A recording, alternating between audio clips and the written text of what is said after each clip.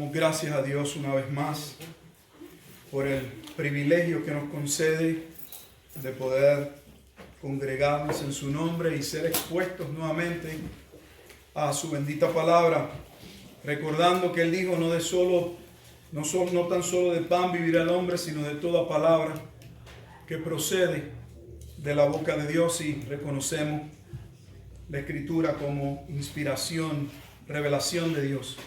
Le invitamos a abrir su Biblia en el Evangelio de Mateo capítulo 24 y hoy continuamos el desarrollo de esta profecía. Le hemos titulado La abominación desoladora, como la vez pasada, pero la abominación desoladora parte 2. Y hoy vamos a estar centrándonos en los versículos de ese capítulo 24 del 4 al 14. La vez pasada vimos Mateo 24 del 1 al 3. Y hoy vamos a estar viendo entonces del versículo 4 hasta el versículo 14. Esa es la parte concerniente a lo que algunos han llamado las 7 señales que iban a preceder, que serían los dolores de parto, como una metáfora a que se acercaba el momento del juicio. Y vamos a leer en Mateo nuevamente, Evangelio de Mateo, capítulo 24, versículos 4 hasta el versículo 14. Lee así la palabra del Señor, leemos con reverencia, prestando atención. Respondiendo Jesús les dijo: mirad que nadie os engañe, porque vendrán muchos en mi nombre diciendo: yo soy el Cristo, y a muchos engañarán. Y oiréis de guerra y rumores de guerras. Mirad que no os turbéis, porque es necesario que todo esto acontezca, pero aún no es el fin. Porque se levantará nación contra nación y reino contra reino. Y habrá pestes y hambres y terremotos en diferentes lugares. Y todo esto será principio de dolores. Entonces os entregarán a tribulación y os matarán. Y seréis aborrecidos de todas las gentes por causa de mi nombre. Muchos tropezarán entonces y se entregarán unos a otros, y unos a otros se aborrecerán. Y muchos falsos profetas se levantarán y engañarán a muchos.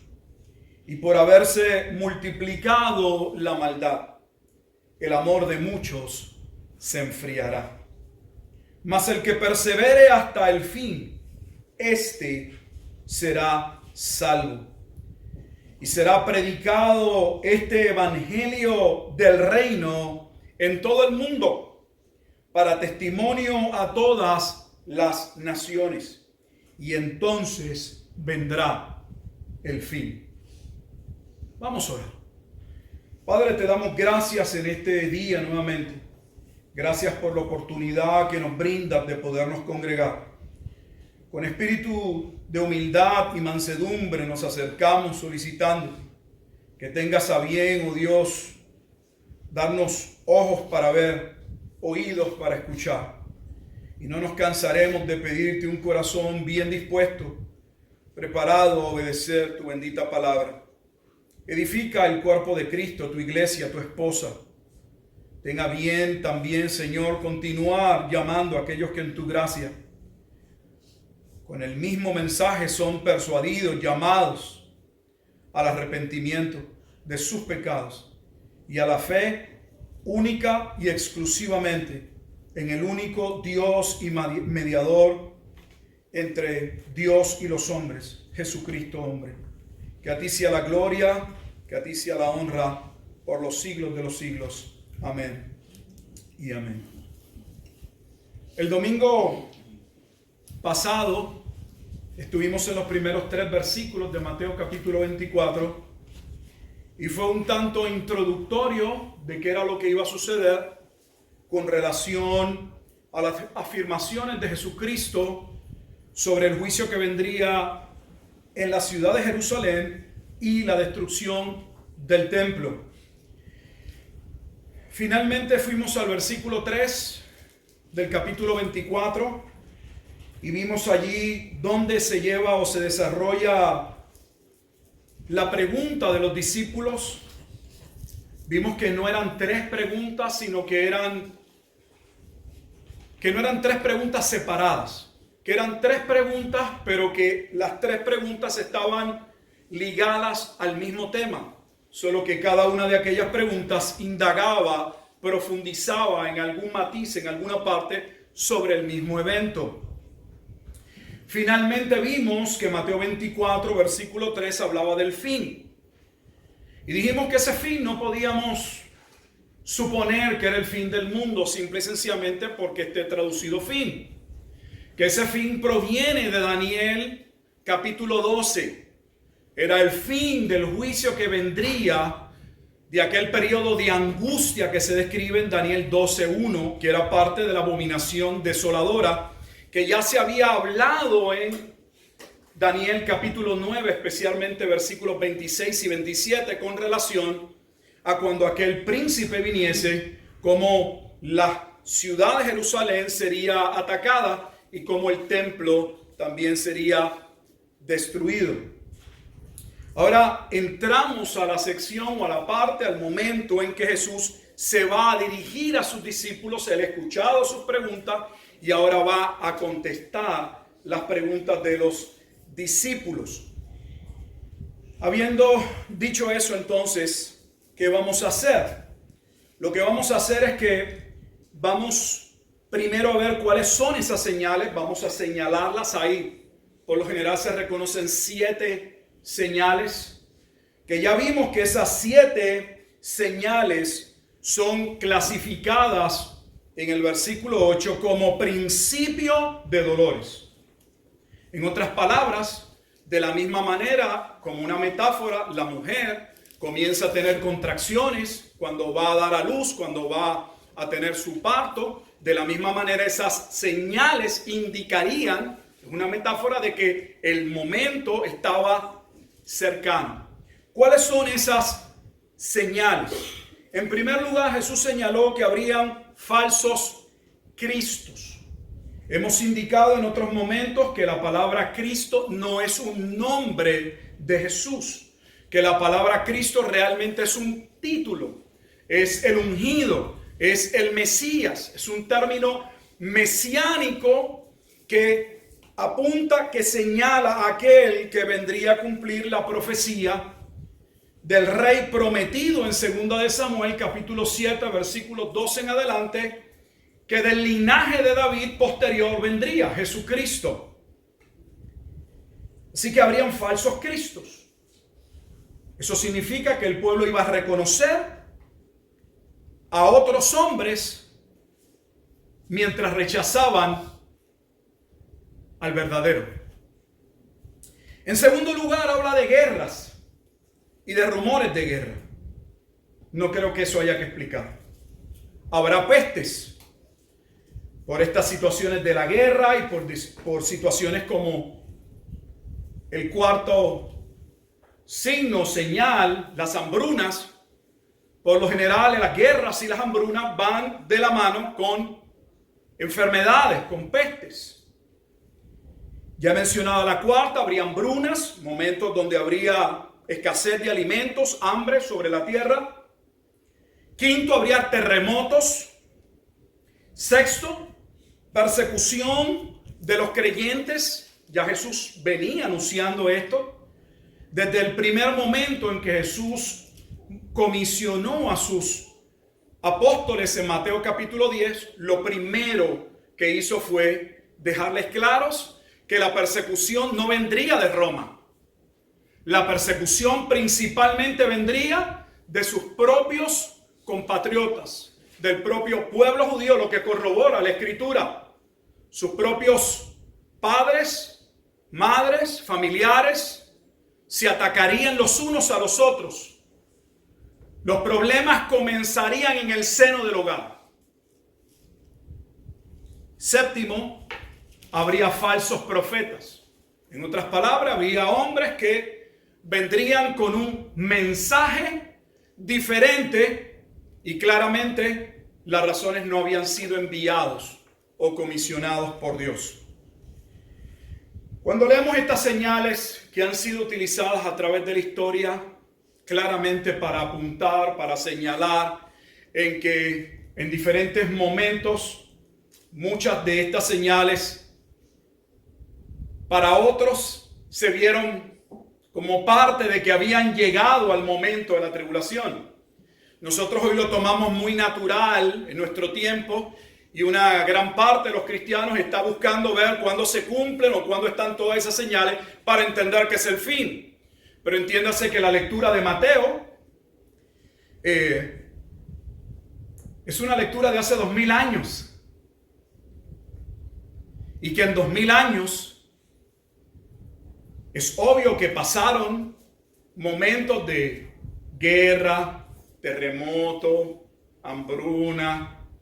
Y la mayoría de estas señales estuvieron presentes en uno que otro momento de la historia. Así que es muy usual ver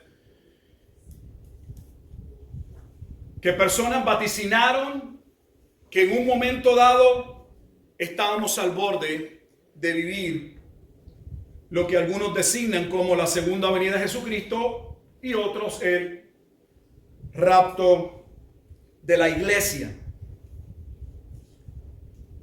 El problema con buscar acomodar estas señales en cualquier lugar de la historia es que es mostrar no haber leído Mateo.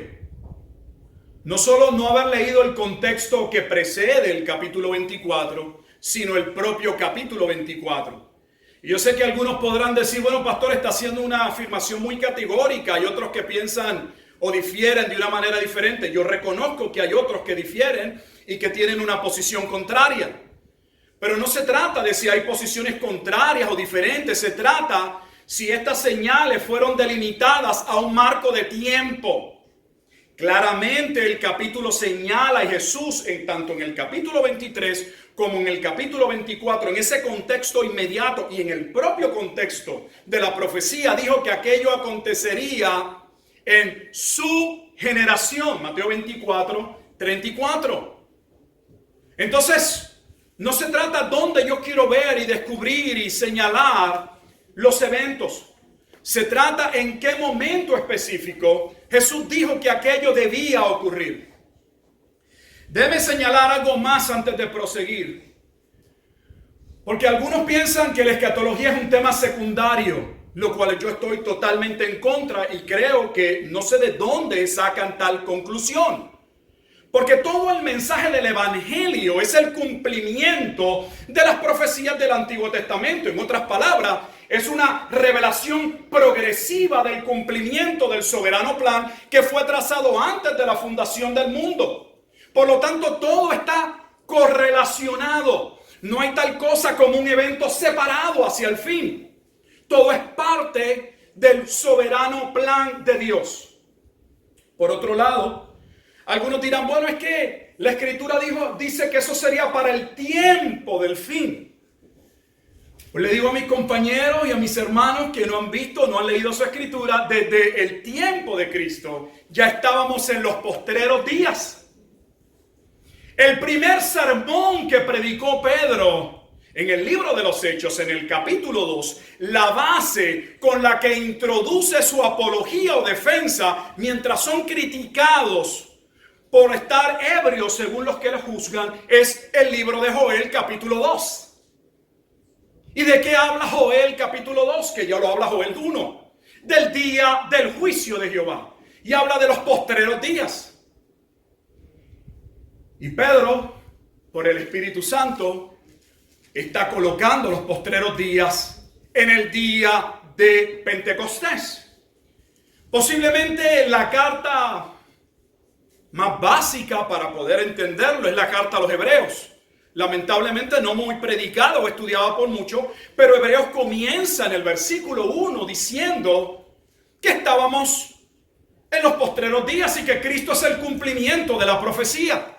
Más aún en Hebreos 9:26 dice que Cristo apareció en el fin de los tiempos para cumplir el antiguo pacto y dar paso a la transición hacia el nuevo pacto. ¿Se cumplieron estas señales? En muchas ocasiones, aquellos que tenemos una posición, como en mi caso, amilenialista, pero dentro de un concepto milenial, una posición de cumplimiento parcial, preterista parcial, usamos como fuentes a Tácito, a Gayo Suetonio, la vida de los 12 Césares, las guerras de los judíos Flavio Josefo, antigüedades de los judíos Flavio Josefo, y un sinnúmero de fuentes corroborativas, pero son fuentes secundarias.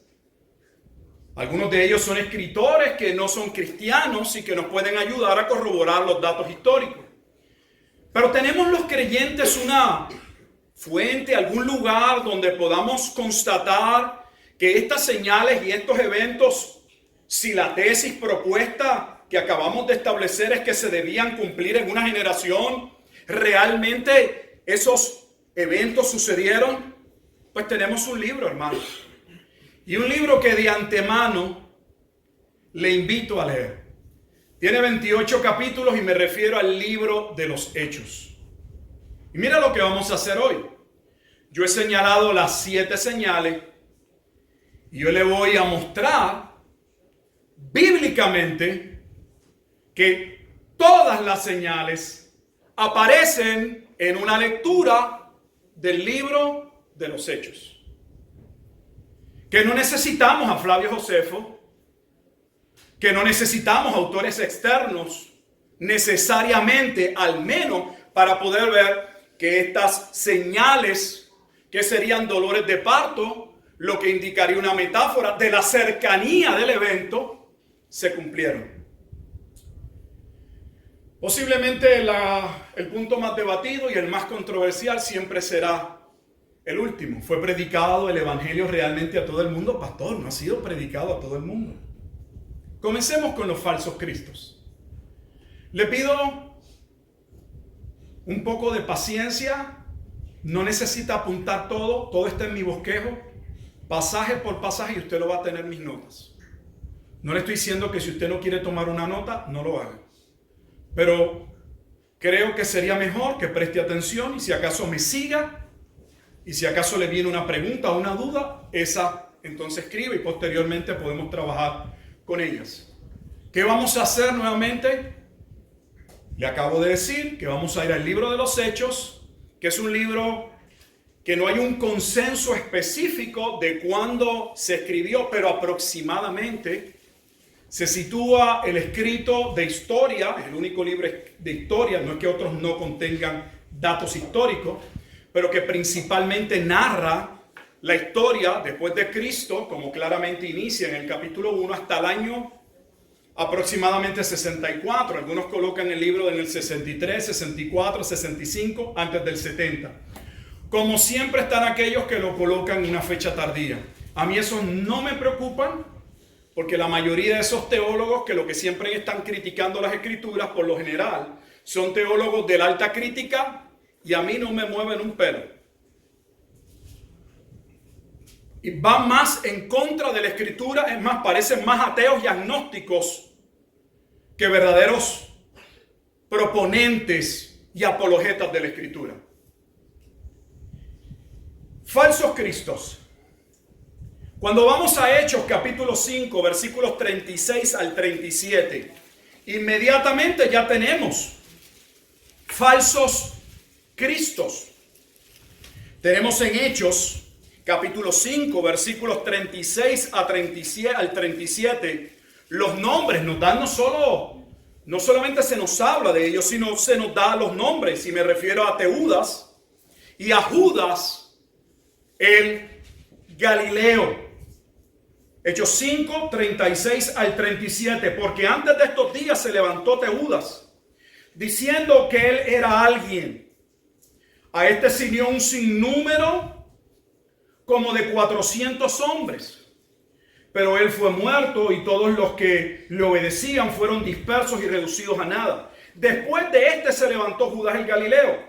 Sé que alguien, si ha estudiado este libro, va a decir, bueno, pastor, un segundo, en el contexto, quien está trayendo estos falsos cristos es Gamaliel. Gamaliel está haciendo una defensa y diciendo que dejaran en paz a Pedro y a Juan. Porque si realmente eran de Dios, estarían en contra de Dios. Y si no procedían de Dios, aquello como esto, lo está trayendo como ejemplo, esos líderes pronto van a desaparecer. O sea que tenemos en Hechos 5, necesito avanzar, moverme 36 al 37, que aún antes de Cristo tuvimos falsos cristos. Ahora entiende por qué en Juan capítulo 10 Jesús dice que él era el buen pastor y sus ovejas no siguieron la voz de pastores falsos, porque ellos solo seguirían al buen pastor. Si adelantamos a Hechos capítulo 8, vamos a estar en Hechos para arriba y para abajo, en Hechos 9:10. Tenemos otro falso Cristo llamado Simón, el famoso mago de Samaria. Y les recuerdo que esta región de Samaria es una región que guarda en la historia una asociación, obviamente, con el pueblo de Israel. Y me refiero con la parte norte, porque cuando se bifurcan, se dividen en el año 930 a.C., el reino del norte se queda sin capital porque la capital era Jerusalén y posteriormente ellos colocan su propia capital y su capital fue en Samaria. En Hechos capítulo 21, versículo 38, tenemos otro líder, otro judío procedente de Egipto, que reunió a 4,000 sicarios que se uniesen para ir contra Roma. Los sicarios eran un tanto parecidos, casi nunca hablamos de ellos, pero eran partidarios revolucionarios muy cercanos en un sentido a los celotes.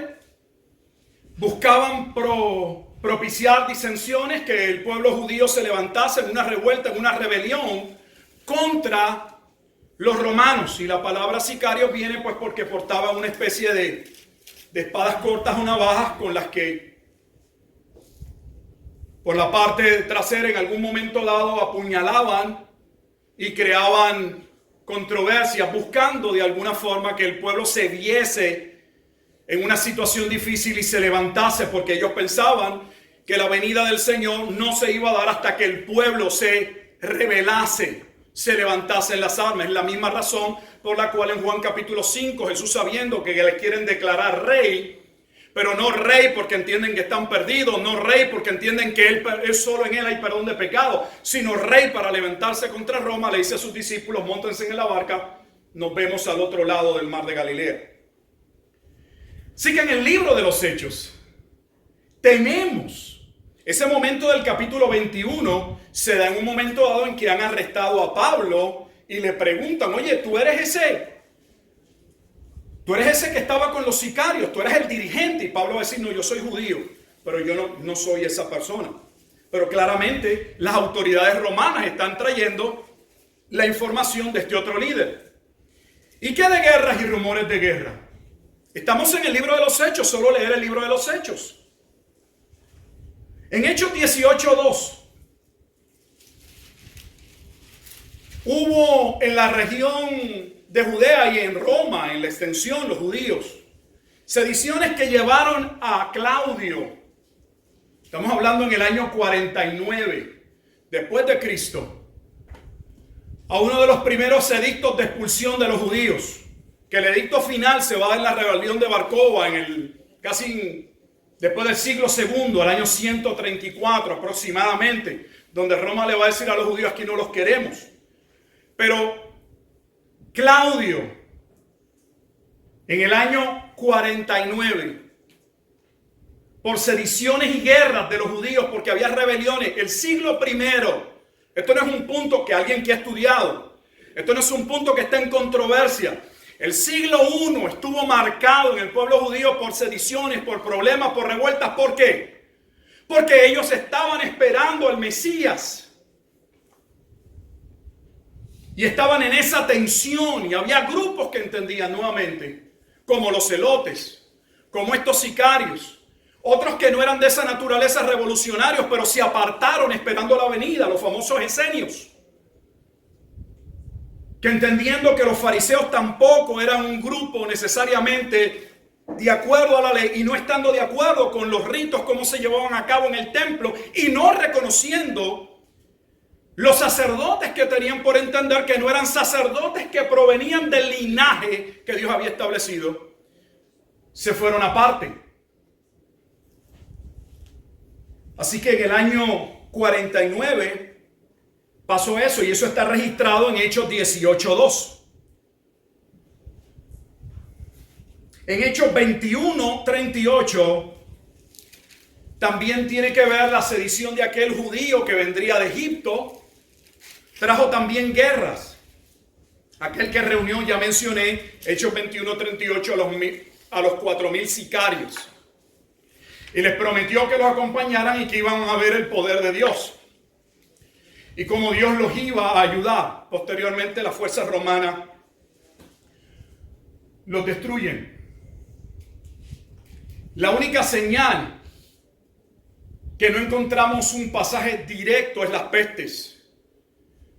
Y aunque no hay un pasaje directo que hable de pestes, aunque claramente se señala en muchas ocasiones que tanto Pedro como Pablo, las personas cuando ellos caminaban sacaban los enfermos, pero eran enfermos, estamos hablando pestes de enfermedades que tuvieron en su momento dado la impresión de que matarían o podrían erradicar una parte, una población. Sí las tenemos, pero no las tenemos como tal registradas en el libro de los Hechos y van de la mano de las guerras y específicamente de la cuarta señal, de la hambruna. La hambruna y la escasez de alimentos traía condiciones insalubres y la guerra y propiciaban este tipo de enfermedades, que es la cuarta señal. En Hechos 11:28 hay un profeta reconocido en el libro de los Hechos llamado Agabo. Profetizó una gran hambre, la cual sucedió en el mismo tiempo de Claudio. Y esta hambruna está recogida por Tácito, está recogida por Suetonio Gallo, o sea, historiadores romanos que certifican. El mismo Flavio Josefo habla de este momento de crisis donde no había alimentos, hubo una escasez tremenda a través de casi todo el vasto imperio romano. Terremotos. Los terremotos no deberían sorprenderlos porque los terremotos estuvieron isofactos presentes desde el momento en que crucifican a Jesús y que resucita. Si usted ha leído su escritura, lo primero que la escritura señala, no solamente los muertos que se levantaron, sino cuando se da la resurrección y la piedra es traspuesta, dice que hubo un gran terremoto. No solo ello, el libro de los Hechos registra, por ejemplo, el terremoto que casi destruye la cárcel en Hechos 16:26. El terremoto que se da en Filipo, que ustedes posiblemente lo recordarán por el carcelero que ya creyendo que se le habían escapado todos sus prisioneros estaba a punto de quitarse la vida y Pablo le dijo: hey, aquí estamos. La persecución de los cristianos, yo no creo que ese punto pueda ser ni debatido. Son tantas las referencias que solo mostraré algunas.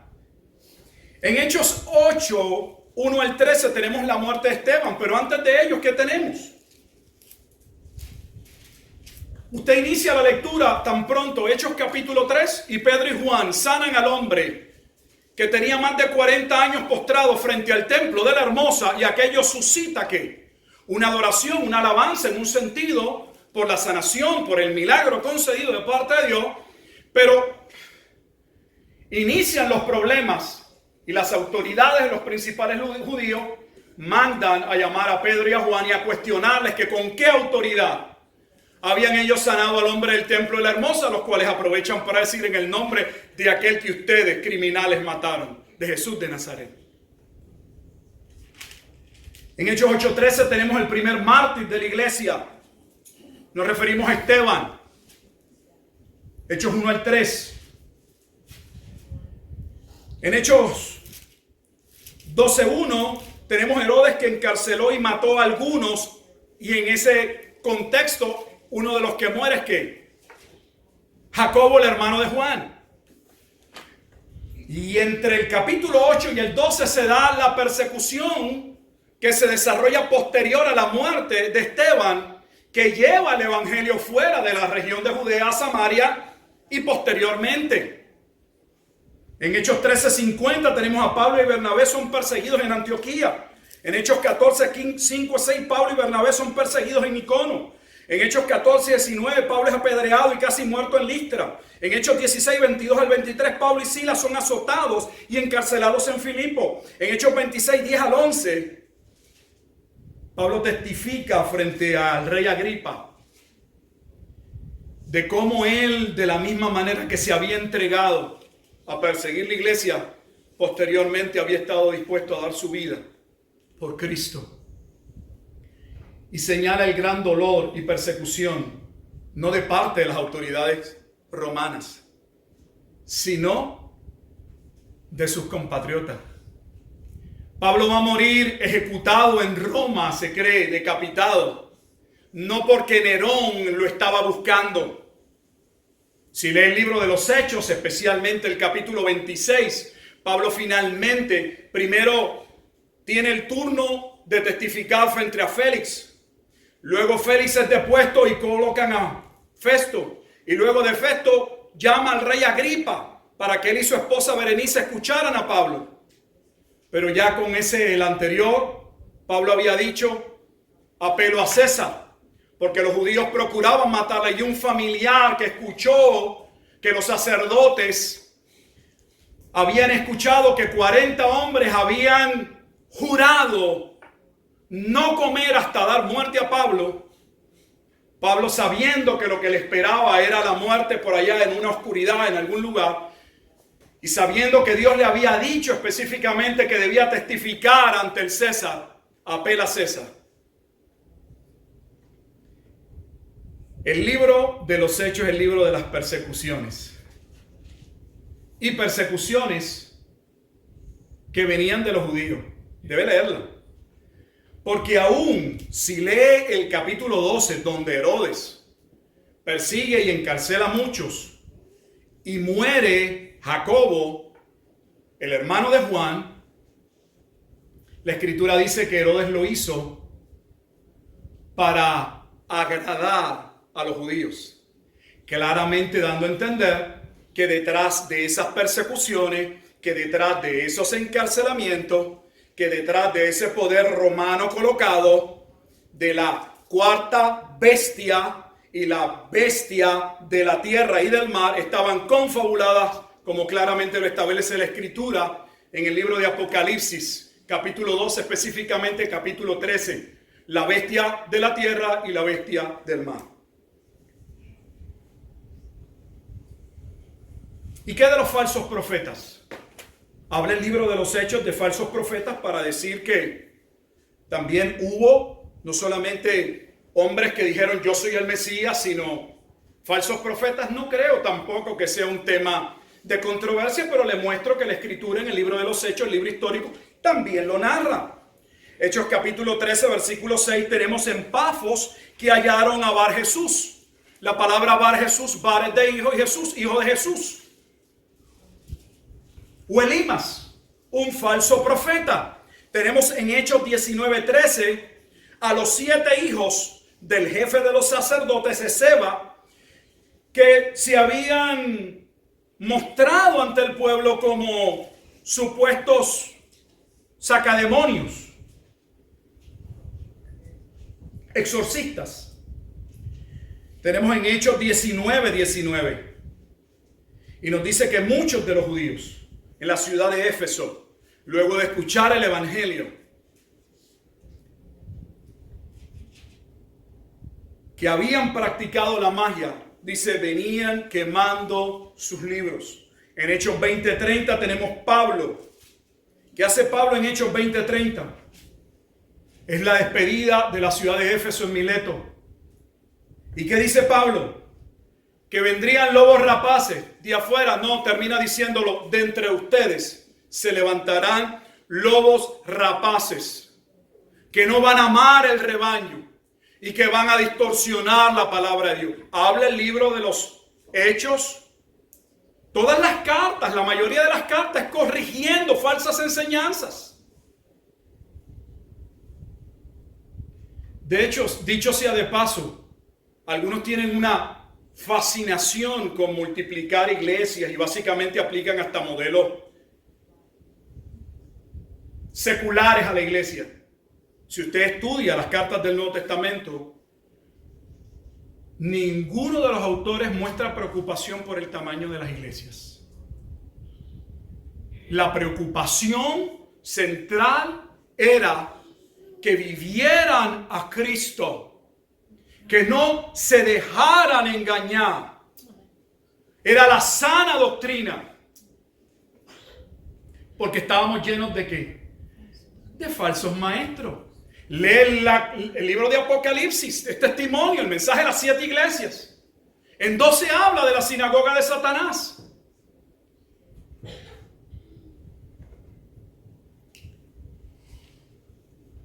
Pero ¿pudo haberse predicado el evangelio al mundo? Nuevamente todo hoy tiene que ver con cómo usted interpreta el mundo. Si usted entiende que ahí está hablando del mundo completo. La palabra mundo que aparece allí es la misma palabra cuando se lleva a cabo el censo. Y es el mundo habitado, ampliamente reconocido como el vasto imperio romano. Donde claramente desde la primera comisión que Jesús le da a sus discípulos en Mateo capítulo 10, Jesús dijo que el mensaje debía ir primeramente a las regiones de Judea, principalmente a los judíos. Por eso usted oye la famosa declaración en la carta a los Romanos, capítulo 1, versículo 16, cuando dice que él no se avergüenza del evangelio porque es poder de Dios, primeramente a los judíos, porque esa fue la manera en que Cristo lo comisionó. Y de hecho, dicho sea de paso, en Mateo 10, 23, Jesús le dijo a sus discípulos que no acabarían de recorrer todas las regiones de Judea cuando verían la venida del Hijo del Hombre en las nubes. No creo que ellos podrían ver la venida del Hijo del Hombre, sus discípulos, 2000 años después. Y hemos hablado de la palabra generación, cómo se juega con el término generación. Cómo cada cual abraza y pone la sardina cerca a su fogata. Y hasta cambian las terminologías. Ahí está, yo a veces encuentro deshonradez a la hora de hacer exégesis, porque intercambian palabras que no se pueden intercambiar.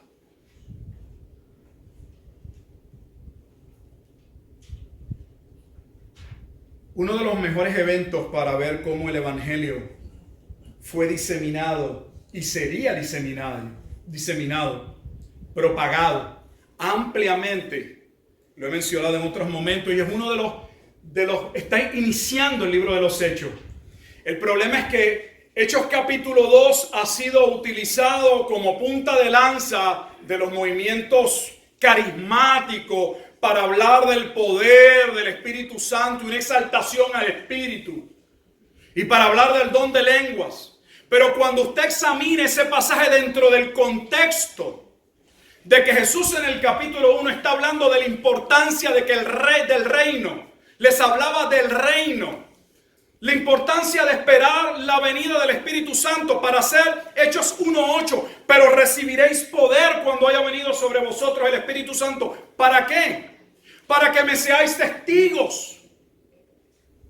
Y estamos viendo cómo Pedro se levanta y cómo los que están allí van a ser testigos y van a hablar. Y si usted mira la escritura, que de hecho le invito a verlo en Hechos capítulo 2, este es uno de los pasajes que sí voy a leer.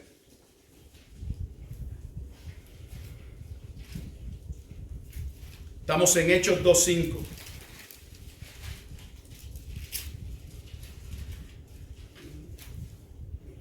Déjeme hacer un comentario antes de proseguir a leer.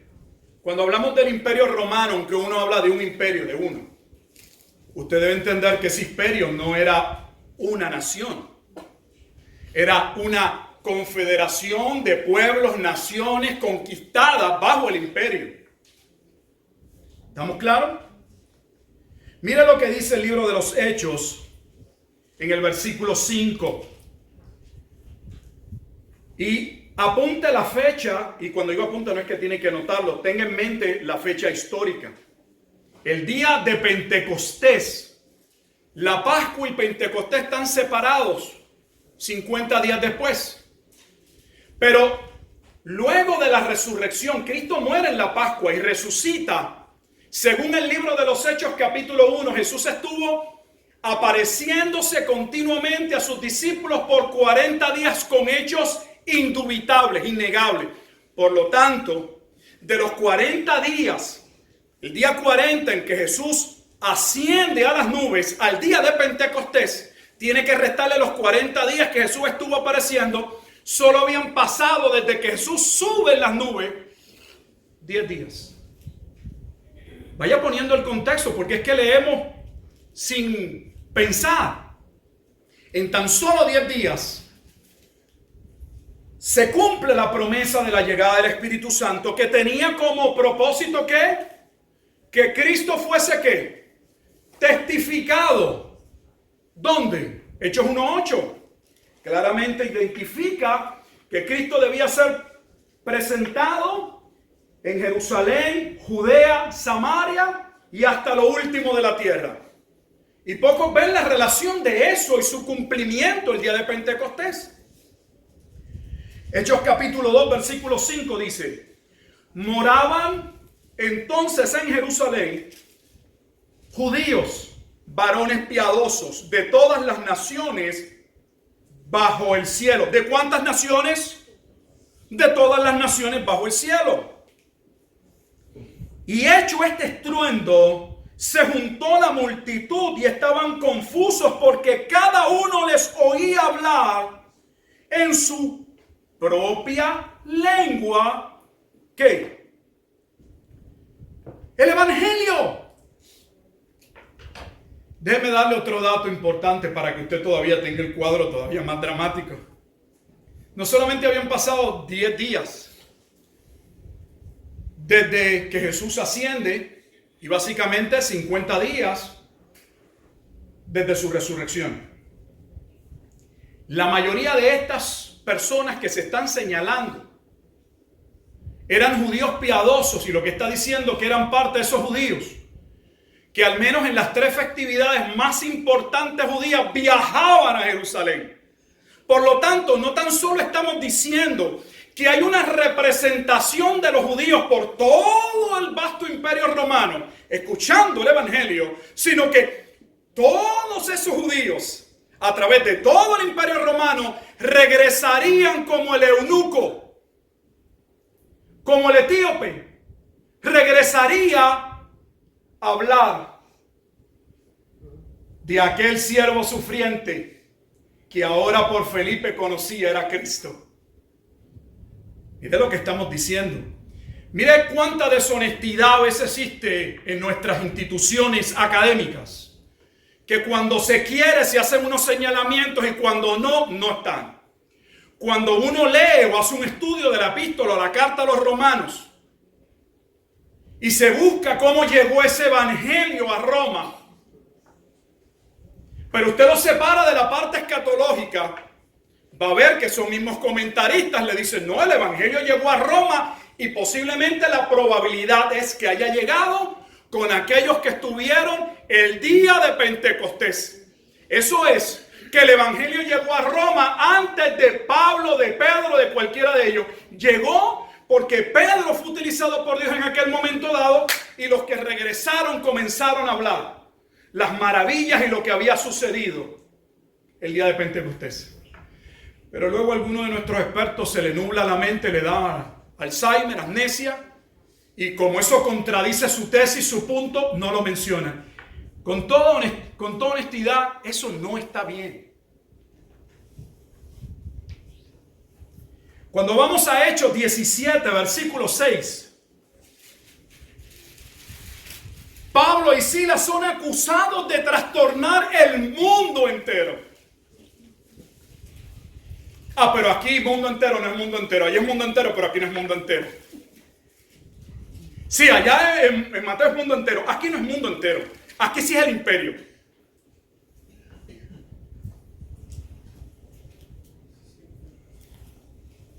Hechos 19, 26.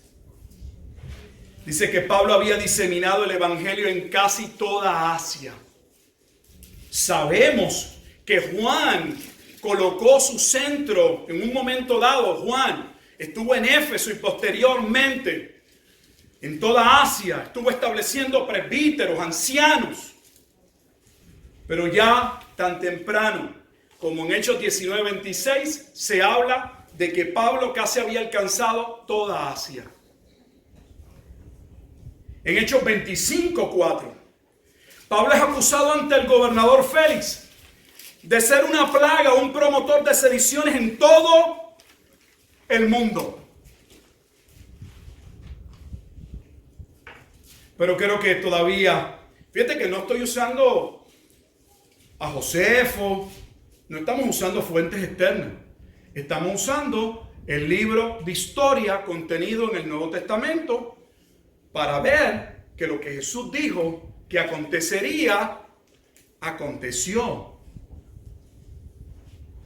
Posiblemente uno de los más contundentes, Hechos 26-20. ¿Por qué digo contundente? Porque Pablo en el capítulo 26 da gracias, y creo que fue sincero, no hipócrita, de poder testificar ante el rey Agripa.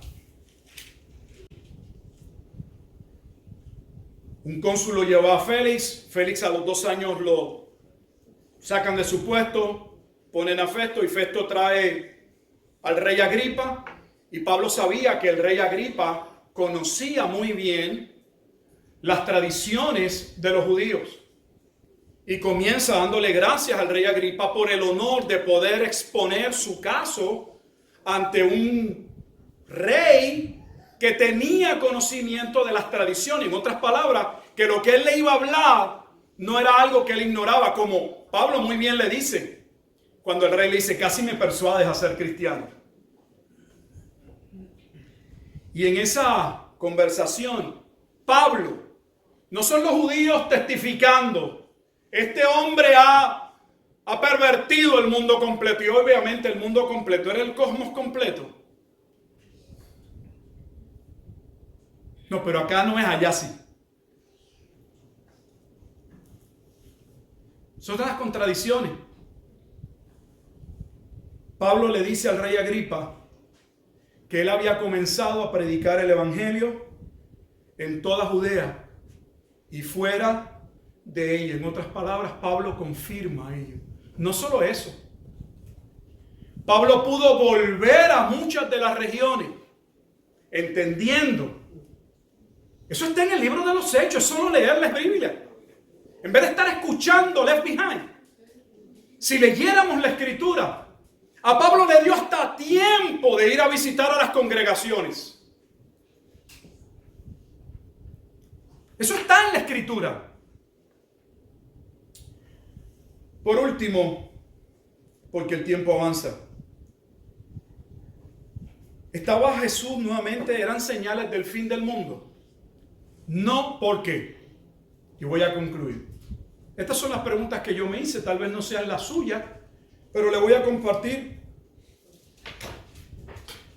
mis preguntas. En Mateo 24, 16. Estoy adelantándome, solo vamos a hablar, pero esto es parte de la narración, solo que lo vamos a ver separado. En Mateo capítulo 24, versículo 16, dice, entonces los que estén en Judea huyan a los montes. ¿Le parece a usted que se está hablando del escenario del fin del mundo, pero todo está limitado a la región de Judea? ¿Era Judea el mundo? Yo le he dicho públicamente y vuelvo lo digo, y no es que sea arrogante. Todavía necesito que alguien me pruebe dónde en el libro de Apocalipsis hasta el capítulo 19 se habla de un juicio universal. Porque hasta el capítulo 19 se habla del juicio de la gran ciudad. donde en el capítulo 18 los mercaderes están fuera de la ciudad, mirando de lejos, viendo las llamas, quejándose, no porque están en tribulación, quejándose porque no van a poder hacer negocio. Y hasta mencionan los metales, las piedras, lo que vendían y que ya no iban a poder vender en la ciudad. Si es el fin del mundo, ¿sería el fin del mundo solo en Judea? ¿O en el fin del mundo alguien va a poder huir? Porque aquí dice que cuando suceda, huyan a los montes. Que dicho sea de paso, en Texas nos vamos. ¿Dónde están los montes para huir? ¿Le parece que el escenario es consono, la geografía, la delimitación del tiempo, las circunstancias con nuestro tiempo? No, porque no eran para nuestro tiempo. Jesús dice en Mateo 24, 19 lo siguiente: hay de las que estén encintas y de las que críen en aquellos días. Le pregunto, si es el fin del mundo y todo se va a acabar, la tierra va a ser destruida, todo se acabó, ¿qué tienes si estás encinta o no estás encinta? ¿Qué cambia si llegó el fin del mundo? Si estás encinta o no estás encinta. Si estás criando o no estás criando. Orad pues que vuestra huida, habla de que van a huir. ¿Se puede huir, escapar al juicio? Hemos determinado que no sea en invierno o en sábado. Hay una gran diferencia de si el mundo se va a acabar, que sea viernes o sábado. Fíjense que estamos viendo las declaraciones de Jesús y solamente lo que tenemos que preguntarnos es, lo que Jesús está hablando, ¿muestra la finalidad del mundo? No, y la razón es sencilla. Los judíos no esperaban el fin del mundo. Esperaban el juicio que vendría en la era mesiánica, que daría paso a lo que ellos llamaban el reino establecido, que lo están esperando. ¿Están los judíos, una parte de ellos religiosos, esperando eventos como dolores de parto? Sí, tenemos rabinos hablando de los dolores de parto en nuestros días. ¿Y qué esperan ellos? Que el mundo creado por Dios va a desaparecer y que ellos se van a ir a una nube. ¿Le van a pedir alfombras mágicas a los árabes para vivir en una nube? No. Esperan que una vez se den esos juicios, muchos van a morir, pero un remanente va a creer y ellos van a gobernar con el Mesías en la tierra. Por lo tanto, ellos no esperaban el fin del mundo.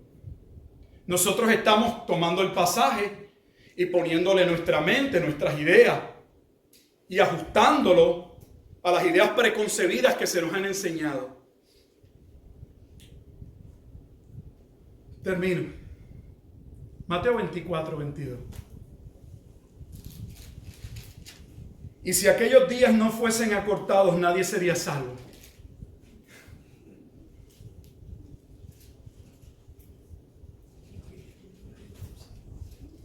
Van a cortar los días.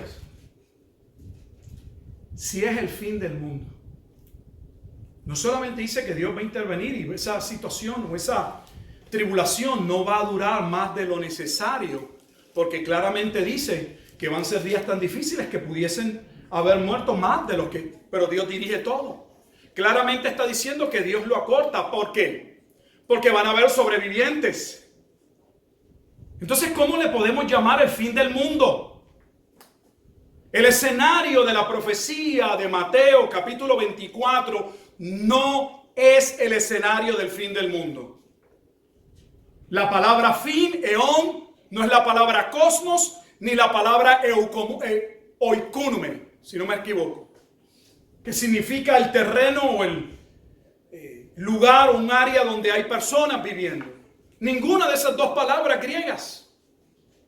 Es una era, es un tiempo delimitado. Era el tiempo de Daniel 12:1, el tiempo de angustia.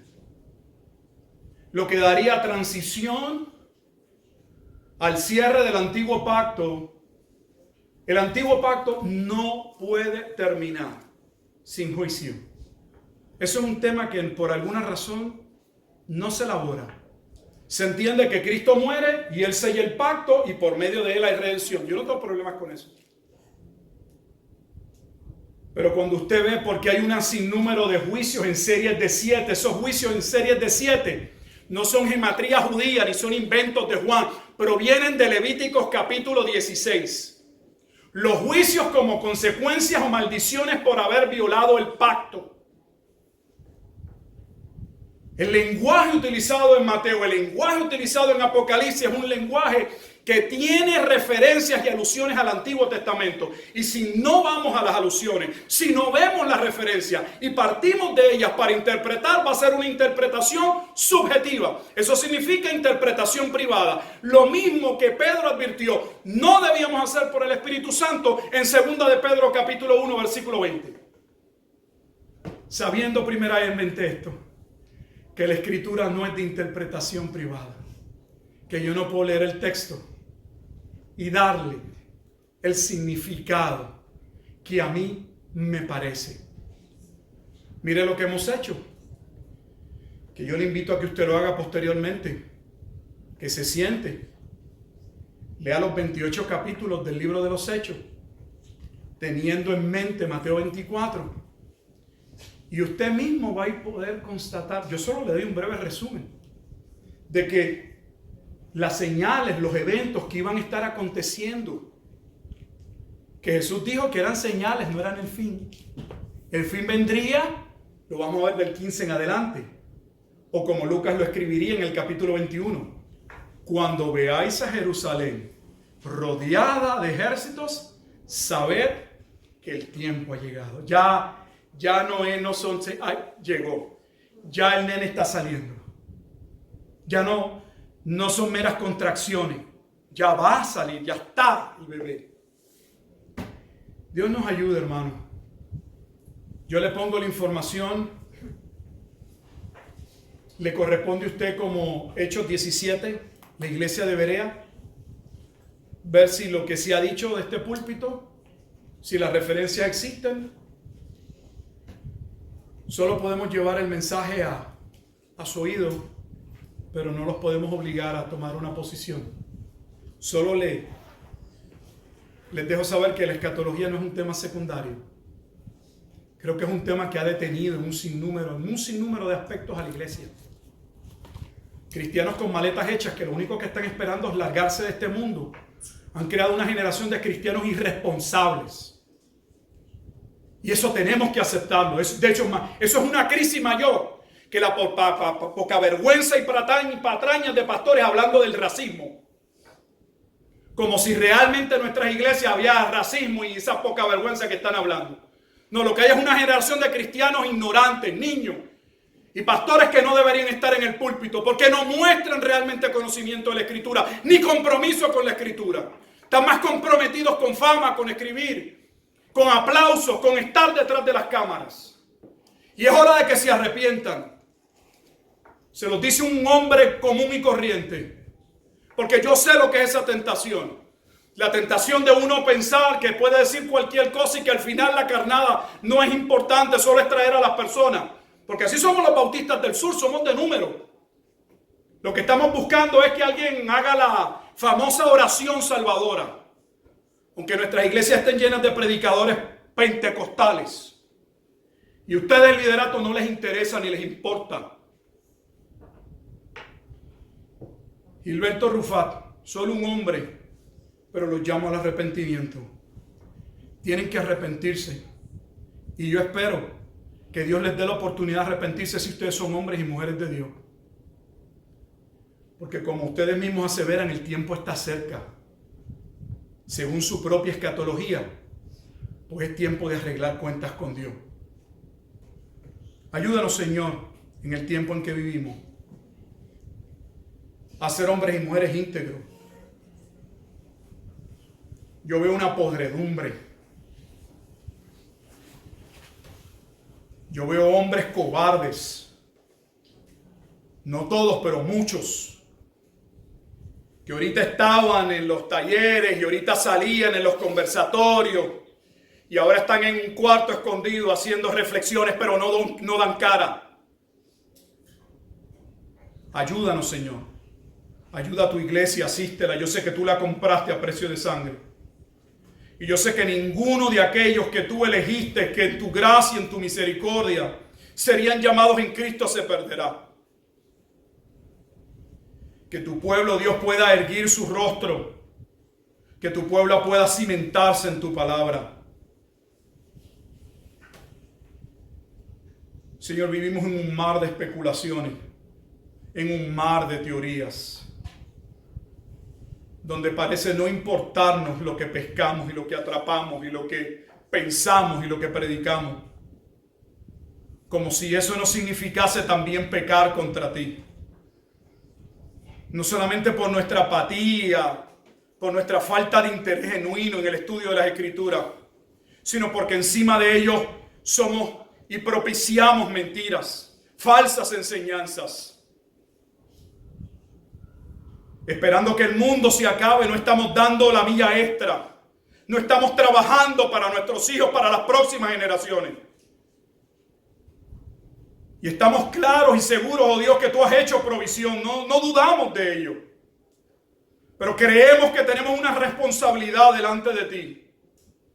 Que no la podemos cumplir detrás de una mascarilla.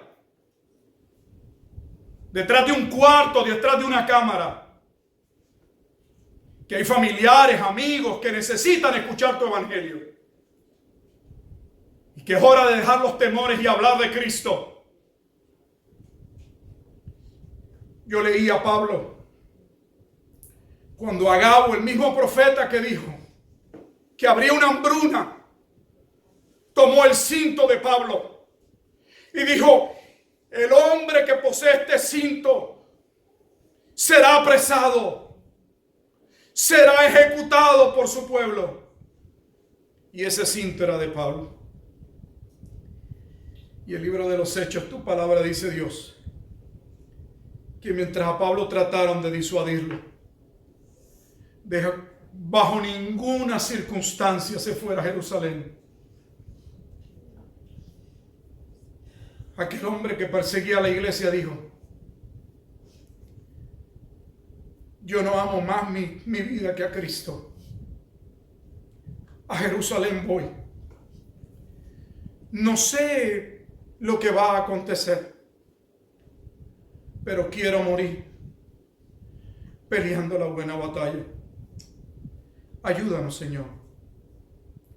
En un mundo donde tu palabra dice que el amor de muchos se enfriaría, a mantener una antorcha encendida en la oscuridad. Y ese es tu pueblo.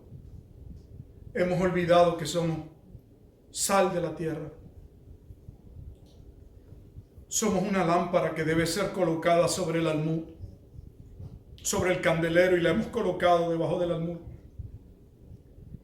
Y nos alumbramos a nosotros mismos en nuestros cultos cerrados. Perdónanos, Señor.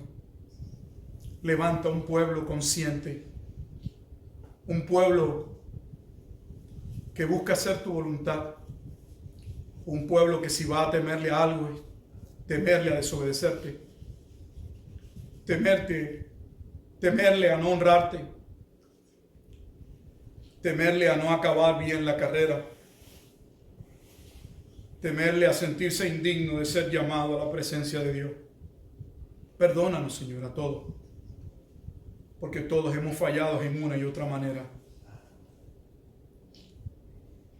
Prepáranos para la cena del Señor, que una vez más nos muestra tu evangelio y nos presenta el alto costo de nuestra salvación. Es glorioso decir que fuimos rescatados o redimidos, pero ¿a qué precio? No con perlas preciosas, ni oro como dice Pedro, sino con la sangre preciosa, como de un cordero inmolado, ya destinado, preparado, desde antes de la fundación del mundo. Te damos gracias, Señor, en Cristo Jesús oramos. Amén. Amén.